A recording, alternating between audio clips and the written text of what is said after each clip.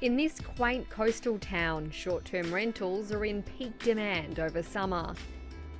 Glenys Bibby is preparing the unit out the back of her house for guests. Welcome to our Airbnb, Amelia. It's beautiful. Thank you.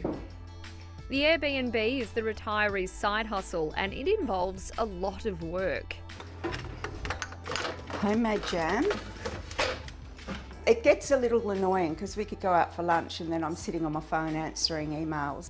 Since the start of COVID, we've had 76 cancellations, which equated to 194 nights. Her cancellation policy is flexible. Basically, everyone gets a refund up until 24 hours before check-in.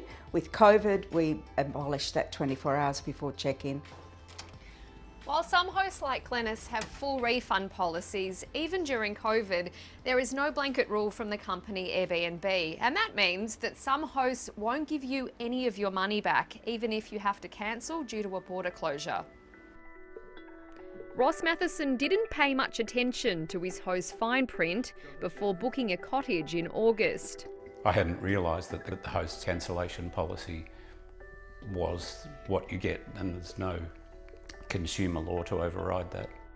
Ross and his partner were caught out by a snap lockdown and received this from their host. Ross, people are still coming up to the cottage, no need to cancel. I rather took exception to that suggestion, that we break the law just to keep our booking.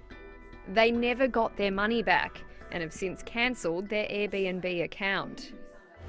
The reason why some people are getting refunds and others aren't is because websites like Airbnb and their competitors Stays and Ormerod are third-party providers. And that means they just give their hosts cancellation policies to pick from, and then consumers are urged to read the fine print. Airbnb is worth $150 billion. It makes money from service fees when people make bookings. What we find tricky in this situation is that Airbnb might take money for making the booking itself, but when it comes to actually mediating in the cancellation, they tend to take a step back, leaving some hosts to chase refunds.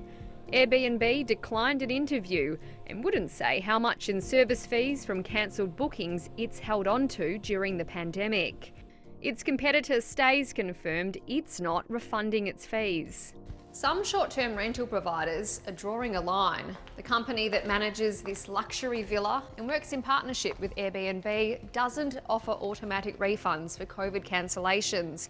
Instead, it offers customers a credit note and then charges them to reschedule their booking.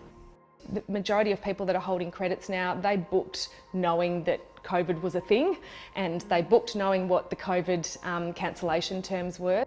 The company manages 300 properties and has had to take on more staff to handle cancellations. It would like more regulation when it comes to refunds. I would definitely support a blanket policy. I think it's really challenging for businesses to try to navigate these things themselves. A challenge Australian consumer law regulators are trying to tackle.